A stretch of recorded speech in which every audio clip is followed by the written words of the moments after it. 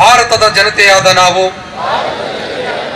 ಭಾರತವನ್ನು ಸಾರ್ವಭೌಮ, ಸಮಾಜವಾದಿ, ಜಾತ್ಯತೀತ, ಪ್ರಜಾಸತ್ತಾತ್ಮಕ ಗಣರಾಜ್ಯವನ್ನಾಗಿ ರೂಪಿಸುವುದಕ್ಕಾಗಿ ಭಾರತದ ಎಲ್ಲ ಪ್ರಜೆಗಳಿಗೆ ಸಾಮಾಜಿಕ, ಆರ್ಥಿಕ ಮತ್ತು ರಾಜಕೀಯ ನ್ಯಾಯವನ್ನು, ವಿಚಾರ, ಅಭಿವ್ಯಕ್ತಿ, ನಂಬಿಕೆ ಮತ್ತು ಧರ್ಮ ಉಪಾಸನೆಯ ಸ್ವಾತಂತ್ರ್ಯವನ್ನು, ಸ್ಥಾನಮಾನ ಮತ್ತು ಅವಕಾಶಗಳ ಸಮತೆಯನ್ನು ದೊರೆಯುವಂತೆ ಮಾಡುವುದಕ್ಕಾಗಿ ವ್ಯಕ್ತಿ ಗೌರವ, ದೇಶದ ಏಕತೆ ಮತ್ತು ಸಮಗ್ರತೆಗಾಗಿ ಎಲ್ಲರಲ್ಲಿ ಭ್ರಾತೃತ್ವ ಭಾವನೆಯನ್ನ ಮೂಡಿಸುವುದಕ್ಕಾಗಿ ದೃಢ ಸಂಕಲ್ಪ ಮಾಡಿ ನಮ್ಮ ಸಂವಿಧಾನ ಸಭೆಯಲ್ಲಿ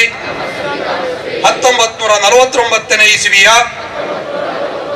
ನವೆಂಬರ್ ತಿಂಗಳ 26ನೇ ದಿನದಂದು ಈ ಸಂವಿಧಾನವನ್ನು ನಮಗೆ ನಾವೇ ಅರ್ಪಿಸಿಕೊಂಡು ಅಂಗೀಕರಿಸಿ ಶಾಸನವಾಗಿ ವಿಧಿಸಿಕೊಂಡಿದ್ದೇವೆ.